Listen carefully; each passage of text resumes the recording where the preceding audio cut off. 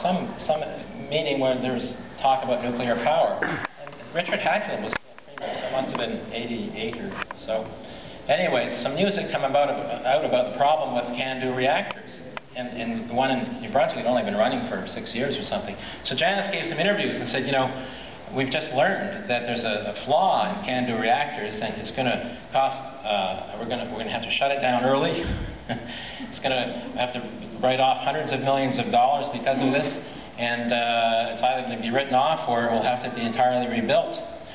That morning, our alarm clock went off, our clock radio went off at some early hour. The news came on. Richard Hatfield and Art O'Connor, who was the head of MB Power at the time, said that the Conservation Council is, paraphrasing, full of it. No such thing is going to happen to Point Lepreau. It's the best darn nuclear power plant money can buy. And here we are in 2009. And what happened? It didn't last as long as it was supposed to. We had to write off $450 million, and there it is sitting in pieces. So the way these things come about is kind of interesting. So the time that you have into this work, it gives you a nice perspective that not everyone gets. It's one last little story on the media, and this one I'll never forget. I was driving, and I heard Brenda Fowley when she was Environment Minister, and we were in a bit of a tussle with Bennett Environmental over the hazardous waste incinerator. I think I can say that now. Hazardous waste incinerator. The lawyer said, David, you've got to stop calling it that until this court case is all over. So anyway, Brenda Fowley was giving us a hard time, a real rough ride on the radio. And Paul Castle comes on afterwards and says, we've got a bunch of talkback. And the first call was from Vaughn Blaney. Come leaping to our defense, which was really well appreciated. So Diana, thanks for getting him to call in. Really appreciate it.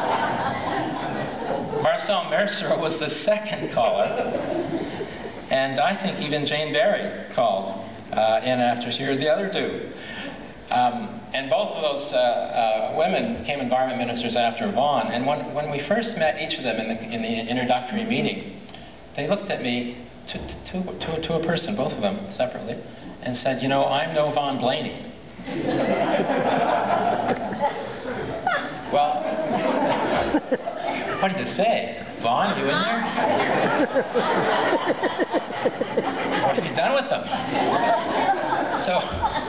So that's entered our lexicon forever. And we like to say around the office sometimes, well, they're no Vaughn Blaney, really. Anyways, thanks so much for celebrating with us tonight, and I hope you enjoy the evening.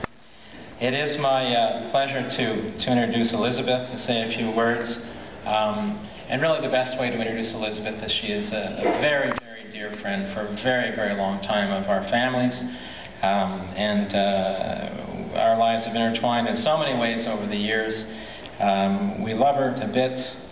And the first story I ever heard about Elizabeth was from Mitchell Franklin, during the Spruce Bud Spray days. And he, to the end of his days, got a kick out of this. He was in his house one day, and as you know, he ended up campaigning through the Kings County Record against the spray program vigorously for quite some years. And he heard a knock on the window. A knock on his window, you know where he lived, down the bay, in the middle of, anyway. And it turns out to be Elizabeth May, looking for his help on the Spruce Budworm battle, which she was very engaged in on Cape Breton. We called, we had a symposium today, and we called a lot of friends home to help us celebrate. And those who were able said, you're having a party? Great. And one of them is Elizabeth May.